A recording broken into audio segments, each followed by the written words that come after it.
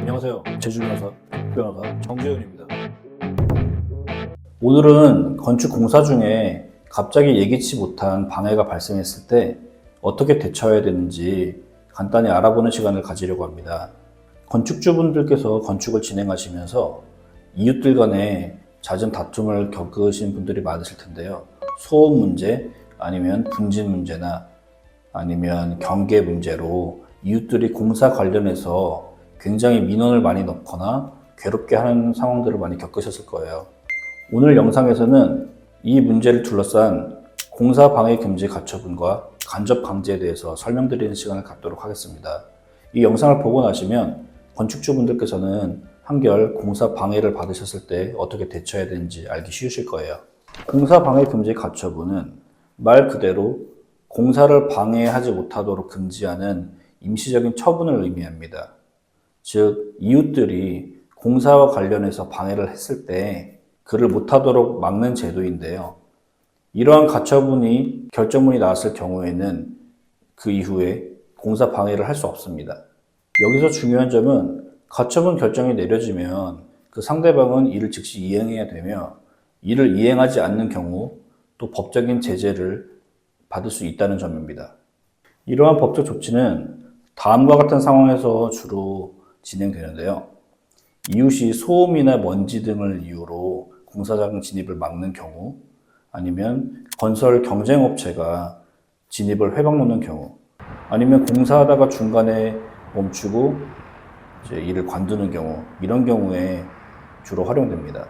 이렇게 계속적으로 건축주가 공사를 방해받고 있다면 건축주분께서는 법원에 공사 방해 금지 가처분을 신청해서 이와 같은 방해를 멈추게 할 수 있습니다. 이와 같은 가처분이 내려지게 되면 그 상대방은 즉시 이 처분에 따라야 되며, 이 처분에 따르지 않는 경우에 법적인 제재를 가해지게 됩니다.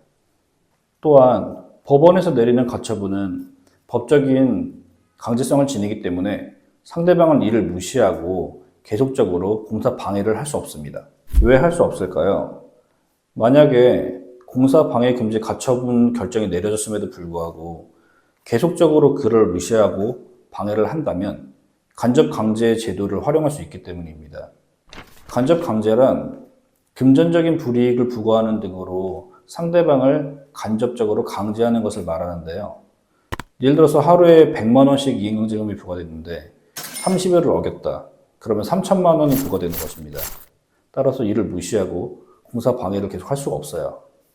이렇게 간접 강제 제도를 활용하면 더 이상 상대방은 공사 방해를 할 수가 없게 되고 건축주는 공사를 원활하게 계속 진행할 수 있습니다.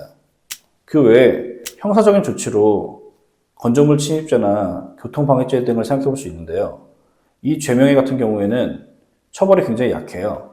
그래서 현실적으로는 실효성이 그렇게 높지 않고, 이보다는 공사방해 금지 가처분, 그리고 이를 통한 간접 강제를 통해서 자신의 권리를 보호하시는 것이 훨씬 바람직하다고 할 수 있습니다. 이웃의 공사 방해로 공사가 지연되면 생각보다 굉장히 막대한 경제적 손실을 입을 수가 있습니다. 따라서 이웃들이 무리하게 신경전을 벌이는 등 공사 문제로 괴롭히고 있다면 주저하지 마시고 저희 사무실로 연락 주시기 바랍니다. 오늘 영상이 도움이 되셨다면 좋아요와 구독 눌러주세요. 지금까지 제주 변호사 정재훈 변호사였습니다.